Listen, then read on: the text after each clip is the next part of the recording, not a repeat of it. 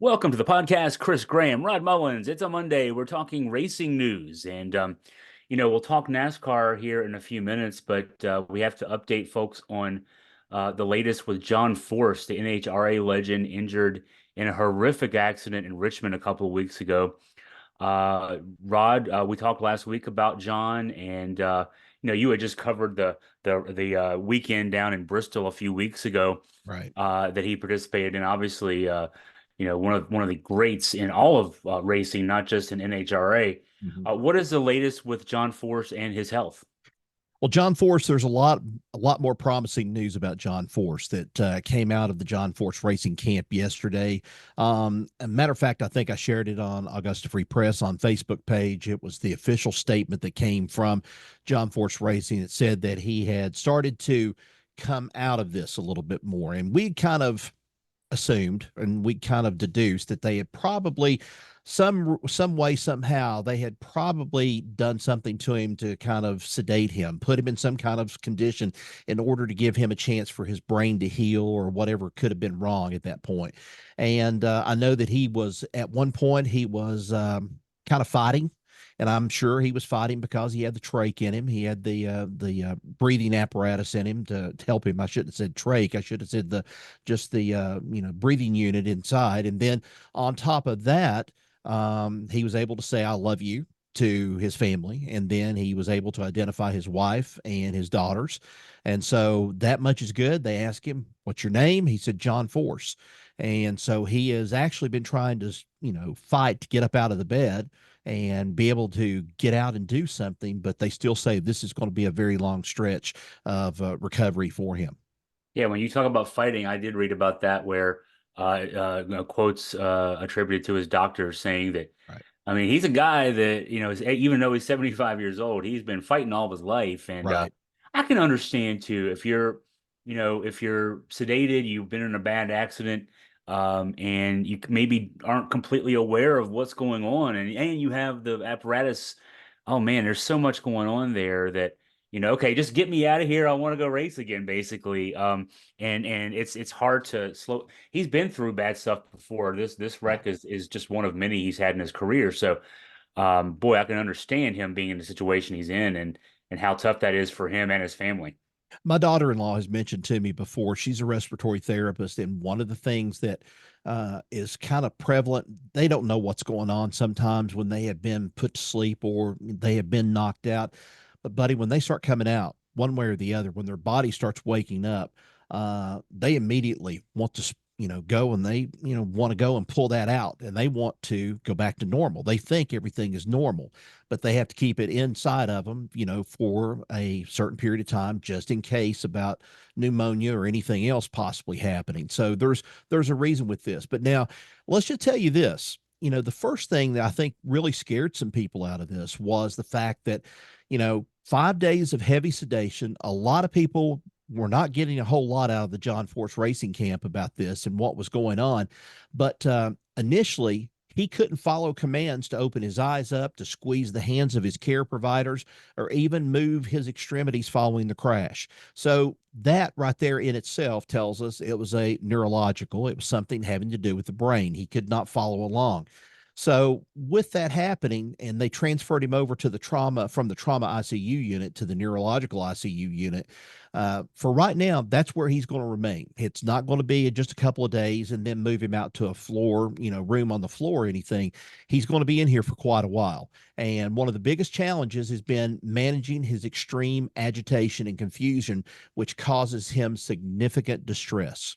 So I can understand it. You're in a strange place. You may have known that you were taken into the hospital at first, or at least knew what was going on, but then you go and you're put to sleep over it, and you're fighting and you're wondering, what the heck am I doing here? Everything kind of becomes a blur after a little while. But our thoughts and prayers go out to John Force, his family, everybody associated with the racing team there with NHRA. I thought it was really great yesterday that Bob Tasca, he won the final yesterday at Norwalk, Ohio, and he hoisted up a Wally. And Bob Taska the third is usually one of these guys, very competitive, and he and John Force have squared off a number of times in the Nitro Funny Car division in the rounds and so forth. And he beat Ron Capps yesterday.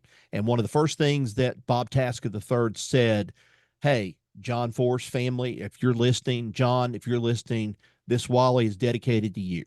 And it was a great display of sportsmanship, I think, on the part of Bob Taska, because Bob Taska knows where, the sport has really gained a lot of momentum over the last, well, I'd say 20 or 30 years.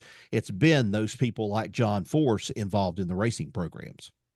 Brittany Force missed the weekend. It's not obviously the most important thing that she gets back out on the track, but is there any update on her status and the team status going forward, with the replacement driver and that kind of thing?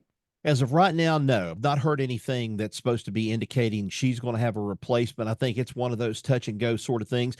Everything's running as usual, though, for Austin Prock on the other side in the Nitro Funny Car division. As a matter of fact, he got knocked out of the competition yesterday. He got beat out, and so that was kind of unfortunate for him. But still at the same time, they're going on the way things are supposed to be, the way that they want that team to be, trying to come together and so forth, and dedicating what they had to John Force of the season and so forth. But now, as for Brittany, that's kind of a question mark right now. And she's very close to her dad. The girls are very close to their dad. And I would say there's the possibility she might miss another week. Who knows how that's going to happen. And then again, he might tell her, if he starts getting a little bit more, accustomed to what's going on and things, he might tell her to go ahead and race this weekend or race the next coming week. We'll just have to wait and see. One other question on this. We see this in other sports where when something really bad happens, the Damar Hamlin thing in football comes to mind a couple of Mhm. years ago on the NFL, the Monday Night Football game where young man almost died. In fact, he died briefly on the field in front of us and then was revived, and he's since come back and he's been able to play football since. But it kind of reminds us all, okay, we're watching a game, whether it's sports, those kind of games, stick and ball games, or racing. Dale Earnhardt or Dale Earnhardt Sr. Yeah. dying, obviously, a number of years ago in a race. It reminds us of the fact that, okay, it's all fun and games until something like that happens. It reminds us of our mortality. What has the sense been around NHRA? You mentioned that, the winner of this one of the winners this weekend dedicating the race to John Force and his family. What has the sense been in terms of the reaction of NHRA drivers to just this stark reminder that bad things can happen out there? I think it's one of those things that they take. We look at it and probably say they might take it for granted to a certain degree, but I think it's impacted them a little bit more because they have been there. And how many times have so many of them been so lucky going at 300 and some miles an hour down a stretch and nothing go wrong with the car and they make it just fine? And then something like this happens. It gets them to examining things about their lives. It gets them to examining things and hoping that that doesn't happen to them. And you mentioned Dale Earnhardt Sr. That's another one of those things.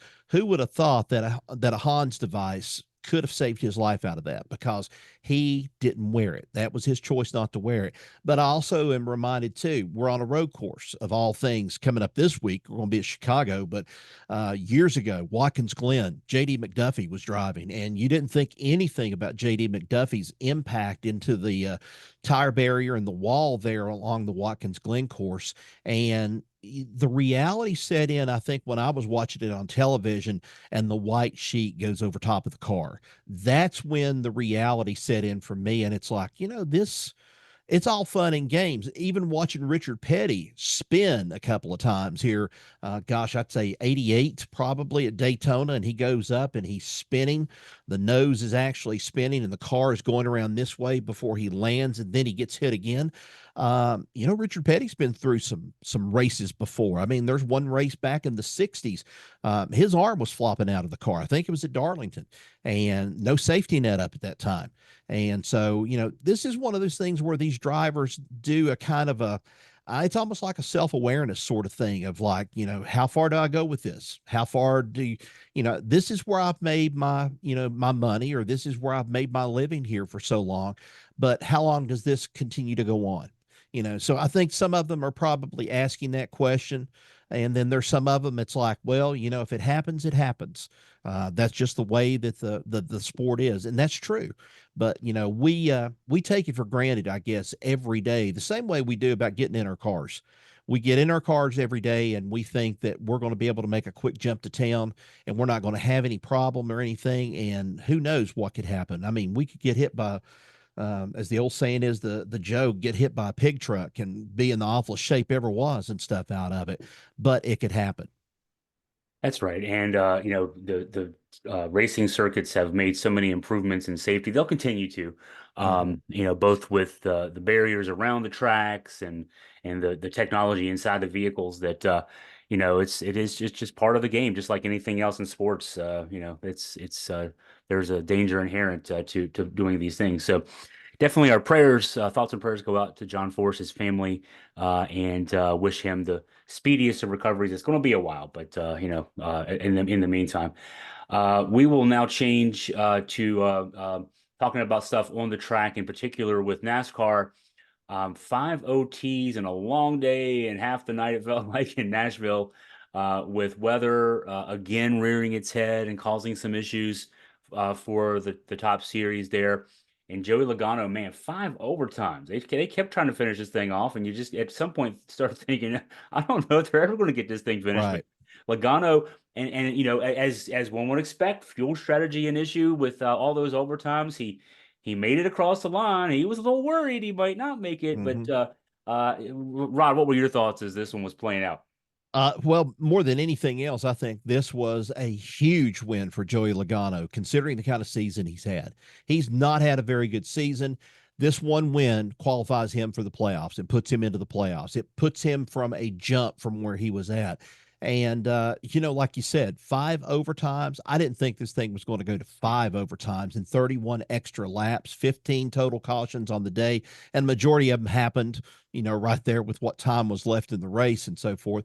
It was so bad that NBC was carrying the race and then had to go and move everything over to USA Network because they were afraid of stepping on the toes of the Olympic trials because of that going on. So they had to go, because of the rain delay and that they had to move over to USA. And but to me, I think this is probably the thing that's going to turn around Joey Logano's season. Joey Logano's in the driver's seat now in the playoffs. He has nothing else to worry about except trying to capitalize and have some good performances from here on out, especially before they get into the playoffs, and then really put the pressure on to where they need to be able to convert. Ryan Blaney's won some races. I think that's been another catalyst that's kind of helped Joey Logano and kept him going.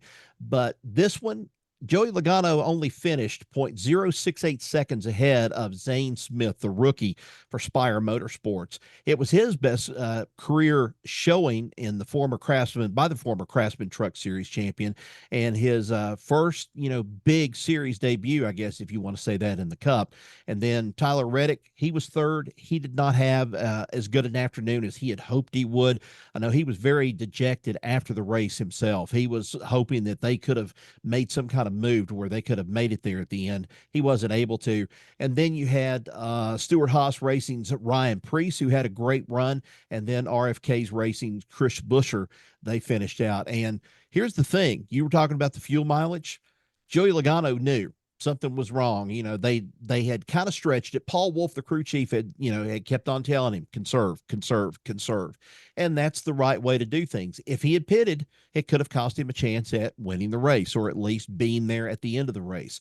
And what he ended up doing was, by doing that conserving of that gasoline and so forth, he was able to get across there at the finish line. But he said, I know that when I was in turn 3, my fuel light came on, and he said it stumbled across the line, and that was definitely all of it. But he had enough to be able to do a burnout right there in front of there at the start finish line before the car finally shut off. He didn't have any gas after that. So, it was a tumultuous race yesterday. You've heard of the Music City Miracle. This was Music City Mayhem yesterday, especially with this NASCAR race at Nashville. And, you had people, Kyle Busch at one point didn't know if he was going to even make it up into the top 10, made it to the top 5 there toward the end of the race, and then his chances got blown out of the water with a late wreck.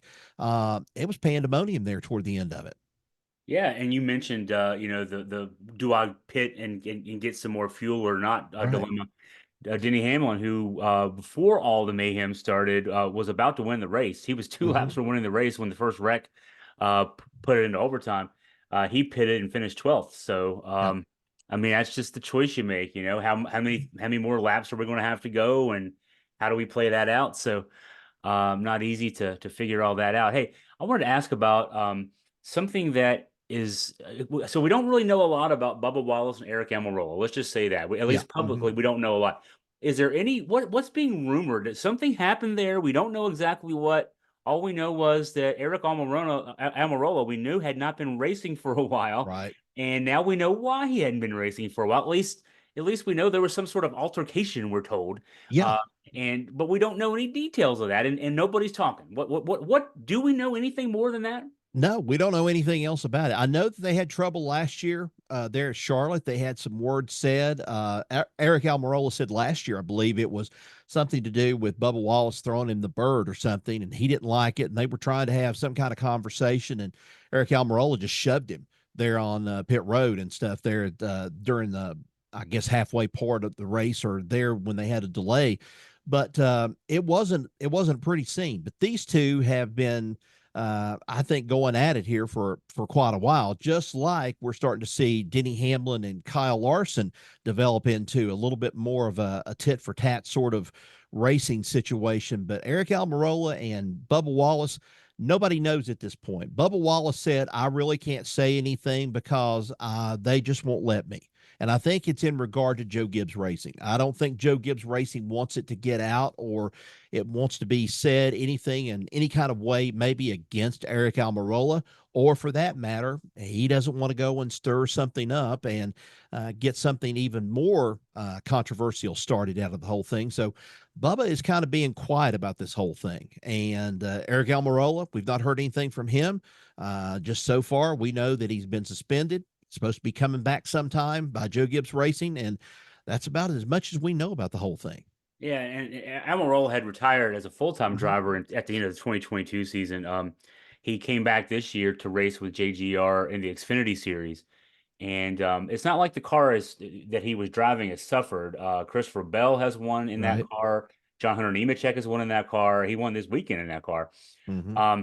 So you mentioned Bubba Wallace being quiet. That's rare. Yeah. Also quiet in this, and this is even rarer, is Denny Hamlin. Uh, Denny Hamlin is a JGR teammate of Almirola. He also co-owns the 2311 team Hmm. that's Bubba Wallace's team. And Denny Hamlin is not known to shy away from a microphone, but even he's saying, I don't know if I have anything to say to this. That's the Yeah. more silence there is here, Rod, the more it seems like there's something there. Yeah, it seems like there's something there. I don't know how major, how minor this is, but there seems like there is something there. Now the question is, what? Where does it affect, either guy as they go on down the stretch? I don't know. I mean, this is just one of those mysteries I think we're getting out of NASCAR that we really don't know the whole story until finally it gets broken to us in such a way that either it's going to be said that Almirola's not coming back or Almirola's coming back and Bubba Wallace has been suspended. I don't know. But we do know that Almirola's been suspended and Bubba's the one that looks good out of this whole thing right now because he's the one that's still racing, has not been suspended from any team. And obviously, Joe Gibbs trying to handle it in a more, I don't know, kind of in family sort of thing, trying to handle it inside the family. I thought this was interesting too. I believe it's Heather Gibbs. She has started making a name for herself now that Coy has passed away. Coy Gibbs passed away here several, couple of years ago, and everything kind of affected um, the young boy, the son that was playing Ty or racing Ty Gibbs. But she's kind of taken a little bit of an active role in this, and I think that's Joe Gibbs's daughter. And so now she's taken a little bit more active appearance and active role inside of Joe Gibbs Racing, kind of running things that Coy was running. So this may be part of her decision out of it too, to try to say, let's just silence this, keep it where it's at for right now, and then we work through it if we're able to work through it. But at least you know where I stand, or at least you know where the race team stands. As a reporter who covers, I write about a lot of things, not NASCAR related or NHRA related, but others. I write about, UVA sports a lot and Hmm. other and news things. Um, when there's a story like this, I mean, there's plenty of people kind of just hovering around. They want to know what's going on, and they want to be the first to report Right. what's going on. And the fact that, this was what it was before the Coca-Cola 600. Hmm. So that's we're a month and a week ago, so 5, 6 weeks ago. Um, and it's only the first detail was released last week by a reporter at The Athletic, and even then, since then we've not heard anything new. There's reporters who want to know. I mean, this is unusual message discipline, I will say. This is just Hmm. me being a media critiquer now. Unusual, solid message discipline from the NASCAR side, because there have to be a lot of people who know what really transpired, and for that not to be trickling out there, I don't. Eventually, it's going to come out. I mean, I Right. just have that feeling, but man, there's like vultures out there just can't wait to get this news. And that vulture sort of mentality and that thing kind of reminds me of, and I'm thinking back again. I'm kind of living in the '80s today for some reason, but I think of Tim Richmond back in the '80s, the early '90s and stuff. Right before Tim Richmond passed away, NASCAR did not make a big deal out of him. He was trying to qualify for a Daytona 500. Was not able to qualify for a Daytona 500. They said it was some kind of medicine. I don't know what it was, but it showed up in a drug test. But what NASCAR was doing all along was hiding the fact that Tim Richmond had AIDS.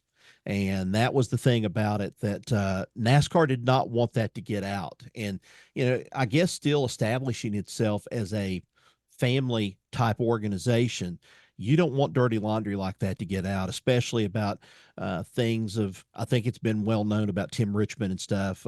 Tim Richmond loved the women.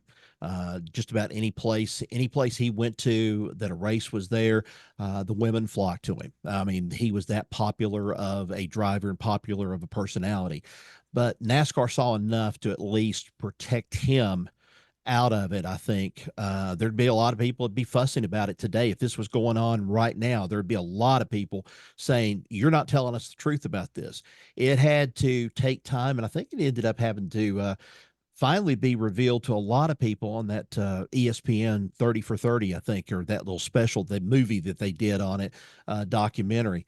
A lot of people knew. A lot of people knew. They kept it under wraps, and they kept it that way, I think, out of respect to him. Now, this may be the thing. They're keeping this thing under wraps out of respect for Aric Almirola.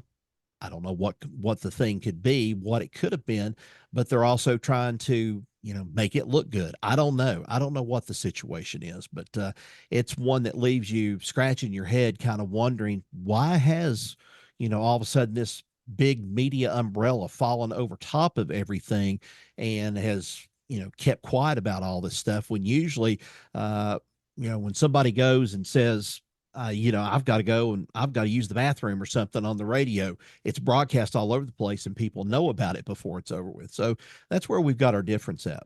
I mean, and the elephant in the room here is, Yeah. it's NASCAR's one African American driver. So probably out of respect to Bubba Wallace too. Hmm. We can maybe throw that in there as well. So Right. we'll hope. I mean, maybe we don't want to know what really was going on Yeah. there. Maybe we'll just be best to leave it behind the scenes there as far as that goes. Yep. Getting back on the track now, 3 races before the Olympic break. There's a 2 week break as NBC, which has the second half of the NASCAR season, has the Summer Olympics this year. So we have Chicago coming up this weekend, Pocono, Indianapolis. Then we get a break, and then 4 more races before the cutoff for the playoff when the NASCAR returns from the break at Richmond. So just up the Hmm. road from me on August 11th. So going back to Chicago, which is this weekend. This was the race. I remember us talking about it last year, Rod, and of course, remember previewing it, watching it, then reviewing Hmm. the outcome. A race that really came off. We had a surprise winner, Shane Van Gisbergen, who became suddenly the most sought after future star in NASCAR. Um, what can we expect with the return to Chicago, the return to the streets of Chicago this weekend? Well, good question. I think this is one of those races of where NASCAR's not sure if their future is going to be in Chicago after this race, because this was only this is the second year out of a 2-year deal with the city of Chicago to put this race on. Now, I know a lot of people last year were concerned about, the crime rate. They were concerned about all these different things. Ended up being a very rainy weekend that weekend up there in Chicago. They were able to drive with the street tires, with the rain tires is what they were able to do. But it was still an exciting race enough that we found out that some of these guys, even though they may be professionals on the oval or the tri-ovals or whatever you want to call it, these guys couldn't handle the cars very well because the streets were a different situation. I know Kyle Busch had trouble. Gosh, I can't even begin to name everybody that was having trouble with that race. But out of nowhere came Shane Van Gisbergen from Australia, who drives in the Supercar Series, and he smokes everybody before it's over with. I think there's a lot of people that say this time around, okay, well, what do we have? Or is he going to be back? Well, yes, he's going to be back again for another try at trying to win the race. But will he be successful? Who knows? We don't know how this is going to end up being until they race, put it and finally put the rubber meets the road with this. You've got Joey Logano, who loves road courses. He loves to drive road courses.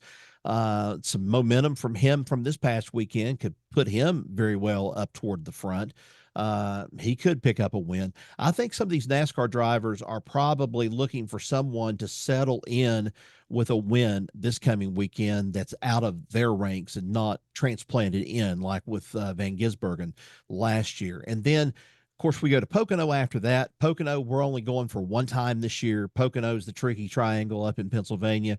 That's going to be one of those things that's going to determine where some of these teams are at by the playoffs. And then when we get to the Brickyard race, you've got to have all your fingers crossed. You've got to have your toes crossed on this one, because you don't want this one of the Brickyard race, the 30th anniversary of the Brickyard race, to be this, gosh, how can I say it, debacle that it turned into here several years ago before they went to the inside road course there at Indianapolis. They had a lot of tire problems. NASCAR, I know there were people yesterday asking the question, why aren't you running street tires at Nashville?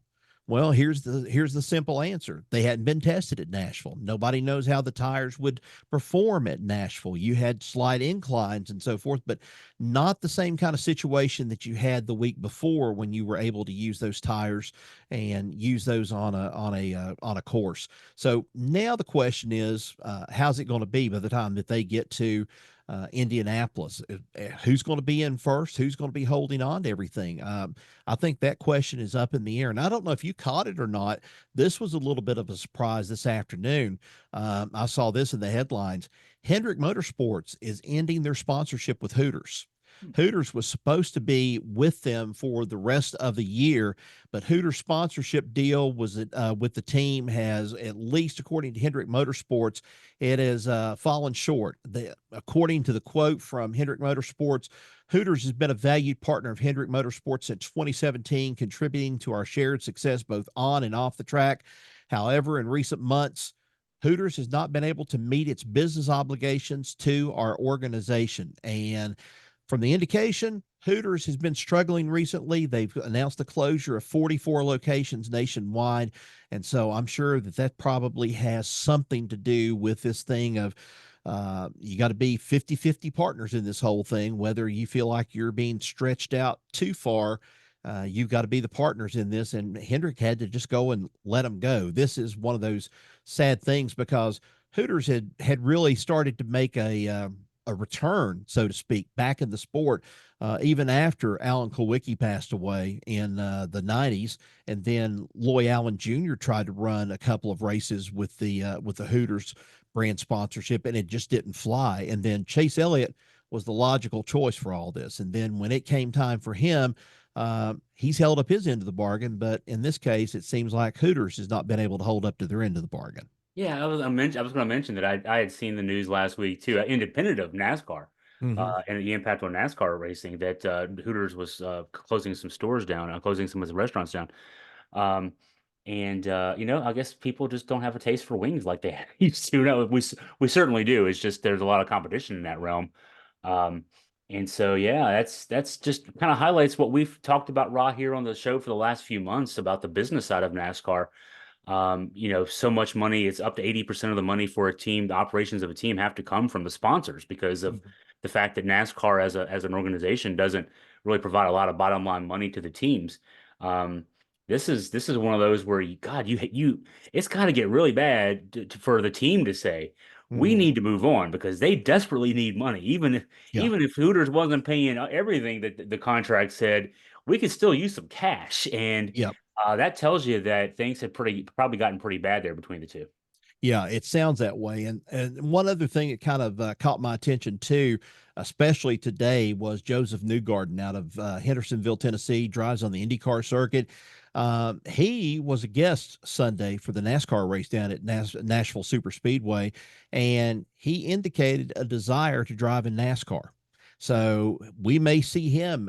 He said, I'd love to drive Cup at one point. He said, I used to go to the Bristol races as well when I was a kid. Bristol's always been like very high on my list.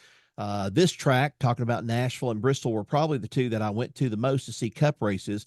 And he doesn't know if he'll be able to do a double like Kyle Larson tried to do this year with the Coke 600 and the Indy 500 being on the same day. But he says it's tough to get all that kind of stuff lined up, but we may be seeing another IndyCar driver making a step over to racing NASCAR Cup Series before all is said and done. That could be an interesting thing too, because he's a local sensation. If you talk about him in the South, I mean, how many of these guys from the South, and especially Nashville, Tennessee, get to drive an IndyCar? We mostly think it's a stock car, but he drives an IndyCar, and he's well liked everywhere he goes. He was probably the face of all this Team Penske, supposed cheating and stuff when they did the hybrid thing. He was the face that came out and just said, I didn't know anything about it.